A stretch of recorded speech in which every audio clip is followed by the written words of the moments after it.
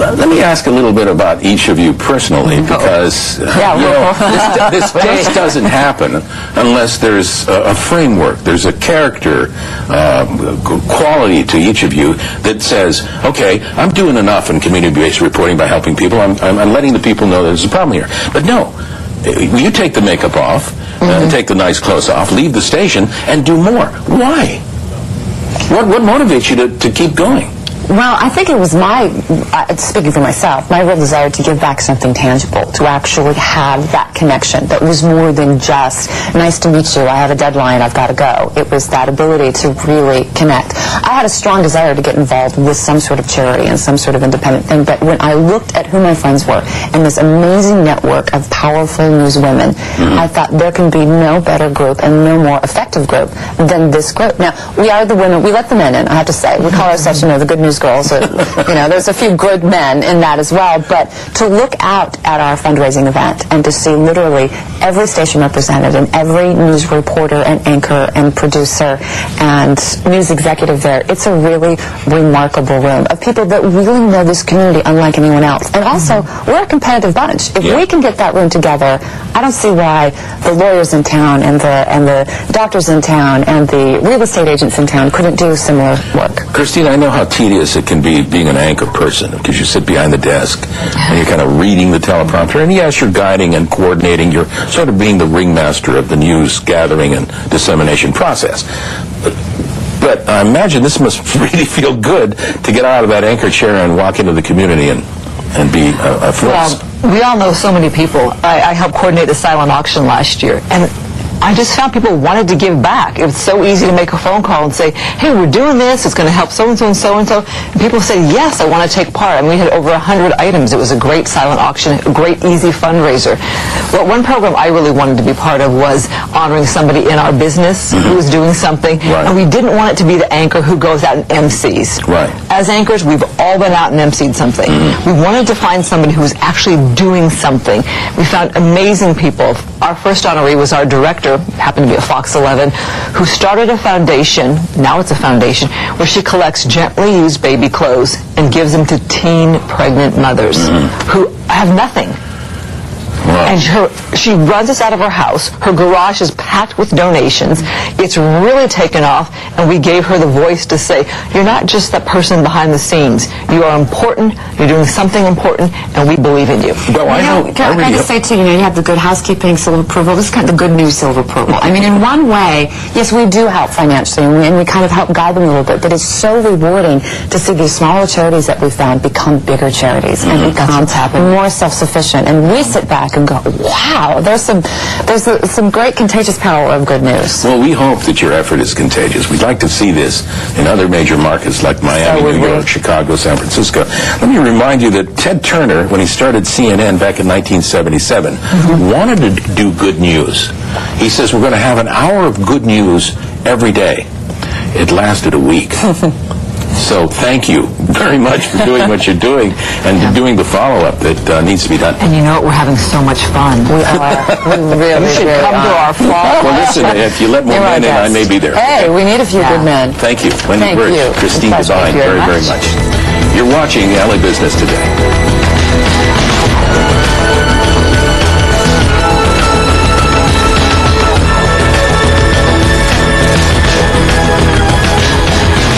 Sharon, there you go. Two TV women who leave the studio and do more than just go home. Yes, Wendy and Christine are certainly making a difference. Stephen Sample, the president of USC, in an address to the LA World Affairs Council, said LA is the de facto capital of the Pacific Rim, with a broad business base that interacts strongly with all the economies around the rim, and that our strength is our cultural diversity and intellectual capital. Los Angeles County has a population of 10.4 million people. That's larger than most nations, with no other nation having the wealth of cultural diversity that we have right here in the City of Angels. If any region can lead the fight for a better economy and better business through healthier food choices and greater philanthropy, it is indeed Los Angeles. The women in our show today are part of the cultural diversity and intellectual capital that keeps us on the move. For sure. Thank you for being with us and LA Business Today. Thanks.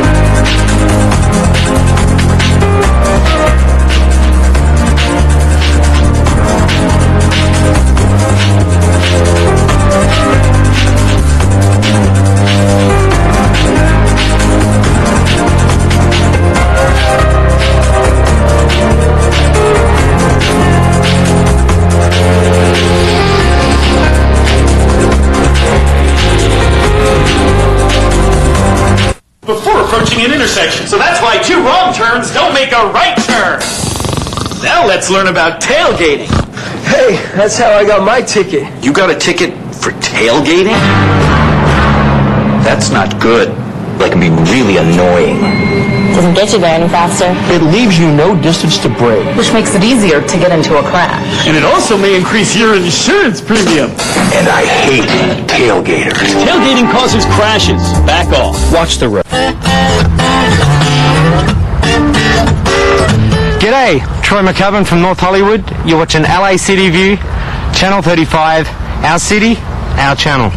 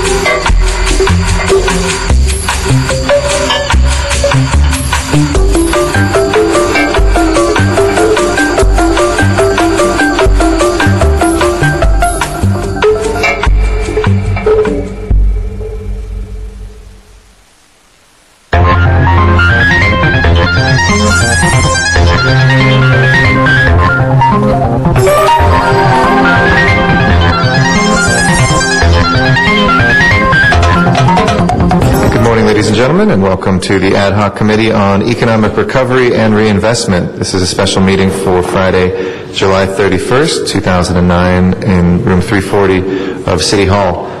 We don't yet have a quorum, but we do have 3 members. I want to thank Council Members Wesson and Parks, who are here. So we will wait on our public comment. But why don't we go ahead and start with our general update. I know we had some news, some good, some not as good as we had hoped this week, so why don't we share that with the public and the council this morning. Thank you. Good morning. Jim Clark, Director of Federal Relations. Would you like me to do the bad news and you can do the good news? Is that how you'd like to do it? You get to do both. You've earned it. Well, on that regard, we had made an application for a competitive grant several months ago for the Department of Justice for the COPS hiring program. This is Community-Oriented Policing Services program. And we had applied for $147 million, roughly, to cover 450 police officers. Those awards came out this past week, and we received an award for 50 officers for $16 million. The Department of Justice decided to cap all of the awards so that no one would receive more than 50 officers. And it seems as though that it was spread out so that there were a number of jurisdictions, small places across the United States where they received just one officer. I mean, we're glad to have the funding, but it seems like this is a trend that we're starting to see where on these grants that they're being severely cut from what people are asking for, and then they're being spread out so that everybody gets a little bit of something. The problem being that these small jurisdictions are going to have the same reporting requirements that we're going to have for 50 officers, which is going to pose a problem, I think, for them. In a lot of places, they may say it may not be worth it if that's all we're going to get. The other problem that I see for this is that when we have projects that are what we call so-called big and good projects, there just will not be the funding for those projects because there will be this attempt to scale everything down. So this is the 4th project that we've had in which we've basically taken a haircut on it or had it spread out. And again, these grants are very competitive. If a haircut only leaves you with your knees and everything below. It's more than a haircut. You gotta say. On this, just the COPS program, there were 7,000 applications. They only funded 1,000 organizations out of it. So all of these are being oversubscribed, which gets me back to the point that I've made on several other occasions about the competitiveness of this and how we're trying to do whatever we can to be able to secure these funding. I wanted to also introduce Francisco Carrillo, who is Francisco's in our Washington, D.C. office. He works with Jim Seeley, and Francisco's working with me on making sure that when we have competitive grant applications that we're submitting them to members of our delegation and trying to get their support for that. Thank you for that work, Francisco. Appreciate it very much. Can I ask you a couple questions on the COPS? Sure. Stuff before moving on to anything else. We have about 13 or 14% of the country's population in the city of Los Angeles. How many officers were funded total? Oh, there were 4,600. The goal for the Obama administration was 5,000. Okay. So 4,600. So, even though we applied for 450, which I think high. It was high. We could look at crime statistics. You could look at a whole set of things. It's not just by population. But even if it was just on population alone, we would have been somewhere closer to about 60, 70 officers. Have we done that calculation? Do we know? In making that case? Yes. Okay. Okay. I'm sorry, when I said 13% of the population, I meant 1.3. 1.3 or 1.4. Yeah, 1.3, right. We don't have that many people. I was following you. Right, thank you. So we can be upset in the hundreds, but maybe the right number would be somewhere more in the 60 to 70 range. When you alluded to this is the 4th time, could you walk the committee through the 3 other programs in which essentially we've hit a ceiling? I had somebody who follows these things very closely, who you may know, told me the other day, we actually did better under the Bush administration under some of our formulas, and I think bears out that we really need to investigate the White House. Is there sort of an informal, formal policy about any of these grants, competitive grants across the country, where they're saying nobody ever gets more than X amount? Right. I know diesel emissions was one of the other, and a couple of Yes, that was one where we had made 6 applications, and in terms of a priority, probably our 6th priority got funded. We had requested $6 million and got funded for just under $2 million in the program. The other one is the Airport Improvement Program, AIP, whereby we were basically capped at $15 million that we were going to receive. It turns out that actually this is for work that we're going to do for the Crossfield Taxiway, and the bids came in at $10.8 million. And so as a result of that, that's all we're getting from the feds. They're not going to give us the full 15 that they talked about. And obviously for something like an airport, it's not even our local population. It's how many people does this serve, and is this an important hub to our economy? Exactly. That would seem to be very short-sighted. Was there a 4th, you said? Or I think also on the, actually it's, well, the National Endowment of the Arts is the other one that we heard about. We may have gotten the full amount that we asked for. It was $250,000 is all, but again, it was very competitive in terms of the number. It was oversubscribed by 5 times. One last thing on the officers, and let's see if either of the members that are here have questions. What was did they communicate a baseline that they were using, or is that to be negotiated moving forward for where the city's above and beyond what the city's officers are going to be counted? There was a rating system that they used too, and I'll have to get you the specifics of what the 2 factors were that they evaluated. And supposedly they did an assessment, and we were told that we were in the 95th percentile, though the scores we got, it was out of a possible 50 in each category, were less than half of 50. So I don't know how anybody takes a test and gets under 50% in a category and ends up in the 95th percentile. That means it was a very difficult test. But New York City, for example, was at the 65th percentile and received no funding for cops. But we don't know, part of the calculation, when we met with the Attorney General and others, they said, obviously where we baseline, either during the application, acceptance, or when the money comes, that's the number of officers that you have. We're not going to supplant those. Was that number determined earlier? Is it the current number today? Was it something from 3 weeks ago? Is it something to be negotiated? Because this is very critical for our budget committee as we look at it. If we're at 9,950, let's say today, those 50 go to top us off. If it was 9,900, that may help us pay for the current ones. When we met with DOJ officials, this was several months ago back in Washington, D.C., they indicated that they could look back, they could look forward, basically, and they were open to looking at anything that was available to use to judge what the baseline was. But let me try and get a more definitive answer now that the award is out as to what, in fact, they're going to use as the baseline. And it would be great for all the electeds to kind of be on the same page there. Yes. Okay. Yes, Mr. Wesson.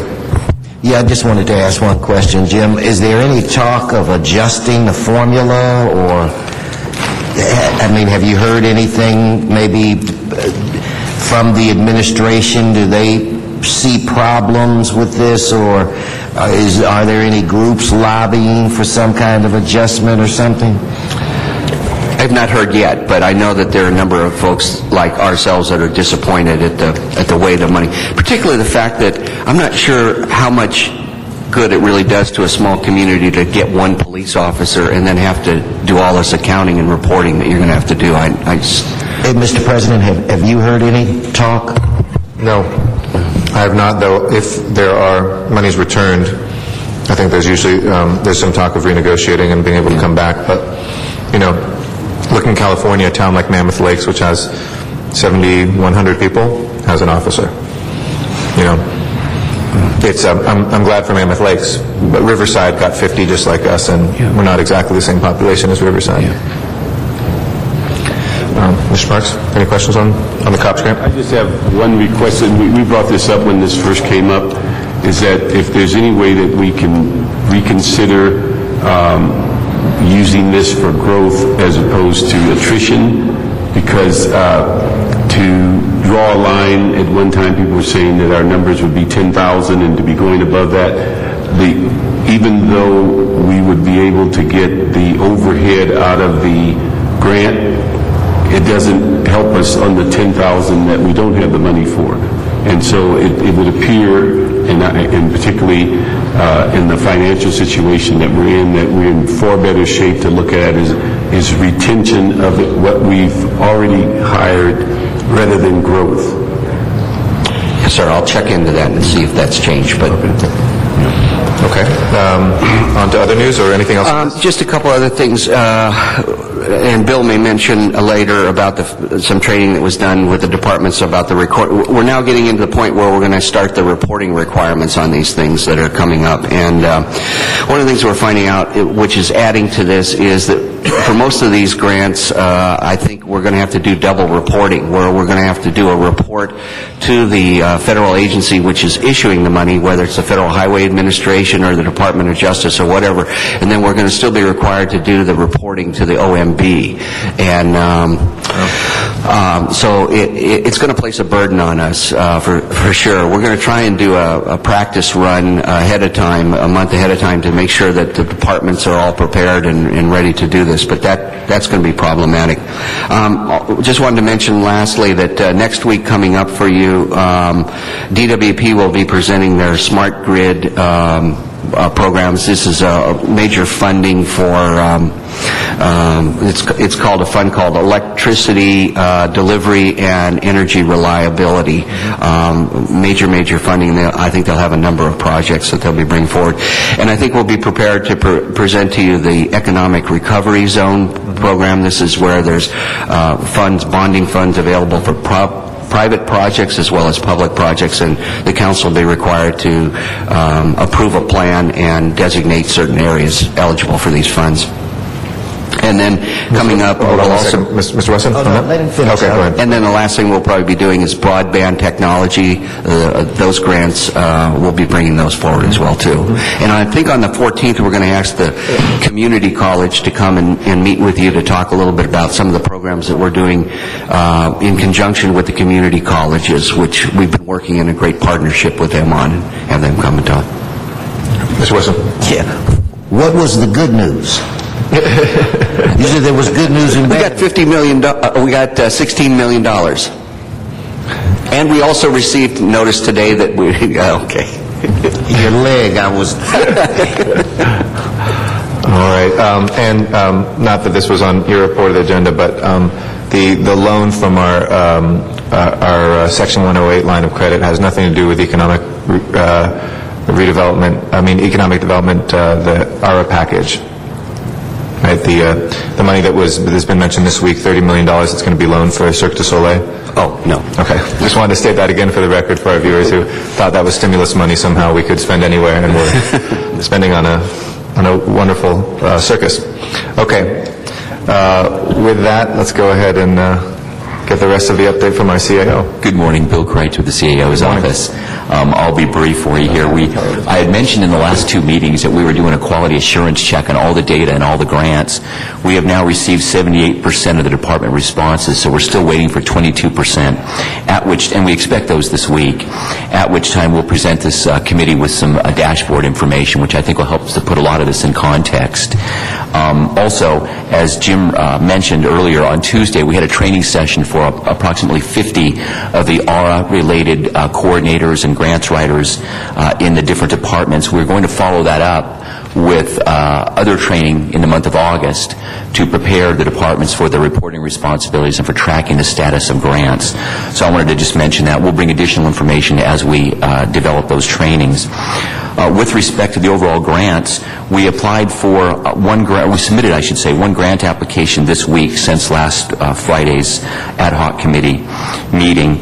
So far, as of today, we've submitted 74 applications to the granting agencies that would, if funded, would provide the city with approximately $841 million in ARA grant funding.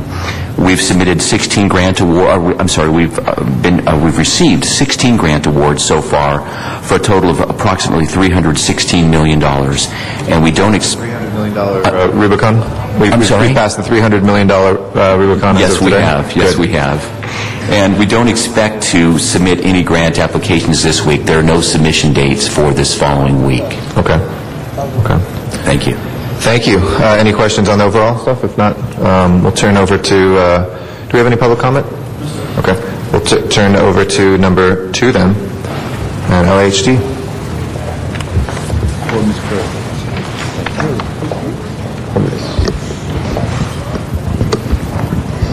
And I'm going to turn the chair over to Ms. Perry. Good morning. Good morning, Yolanda Chavez with the Housing Department.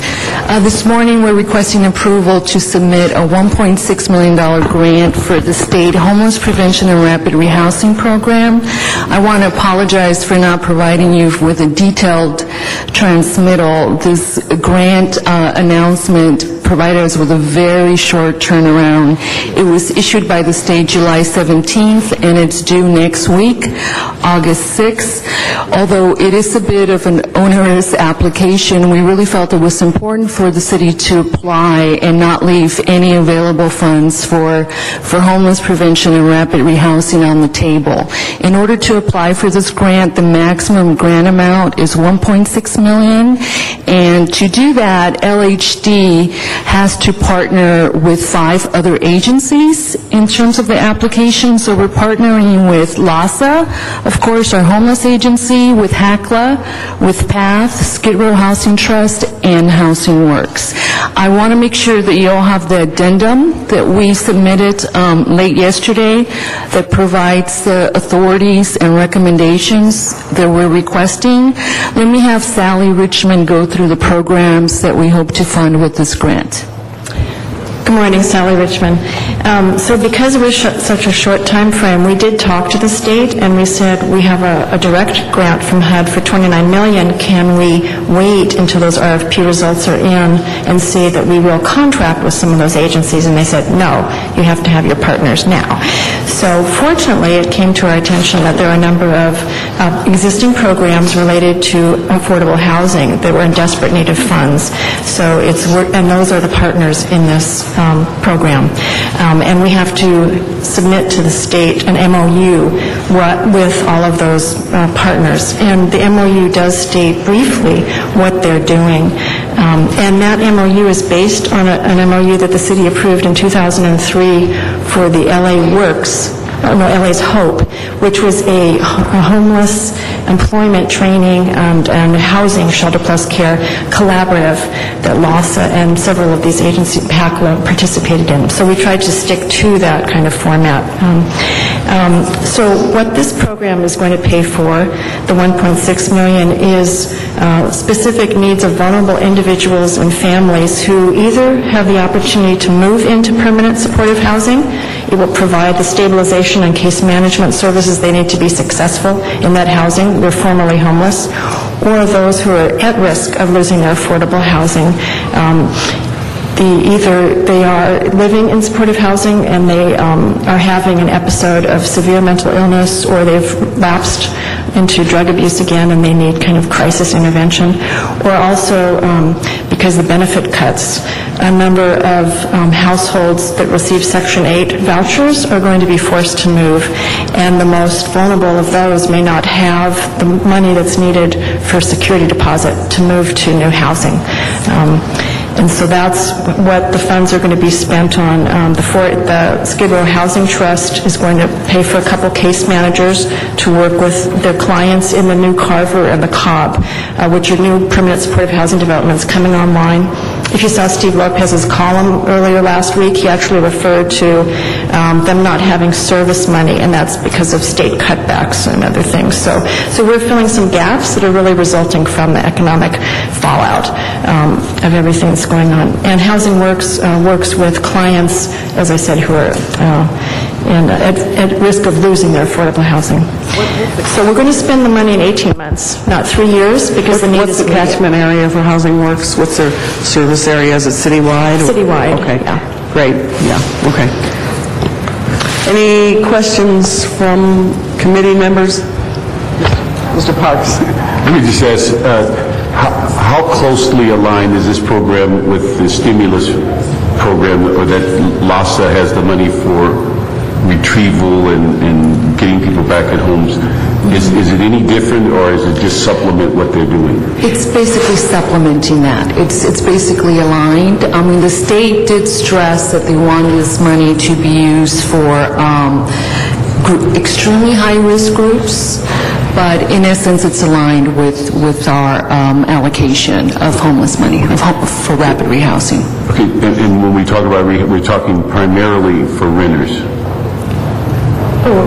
Yes. I mean, this is because one of the things that the gap that we keep getting asked about is we can buy foreclosed housing and resell it, and we can help renters, but people are still trying to find out, how do you help me not become homeless if I happen to be, unfortunately, an owner of a home? Right. Unfortunately, this money can't be used for, to say pay for a housing payment for someone that's in danger of foreclosure, but it can be used for providing with rental assistance when they have to leave that home because of a foreclosure. So it does help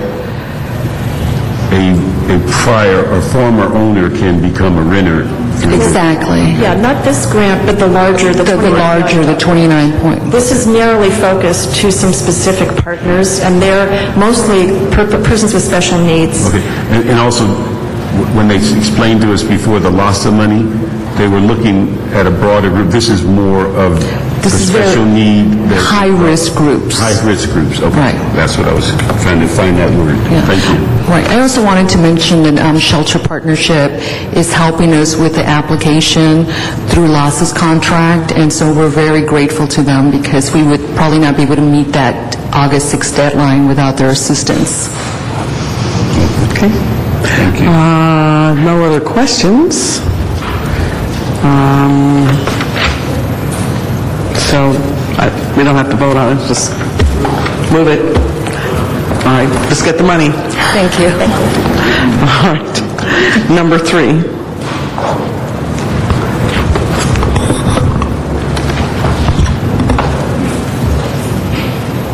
Good morning. Patty Huber from the CAO.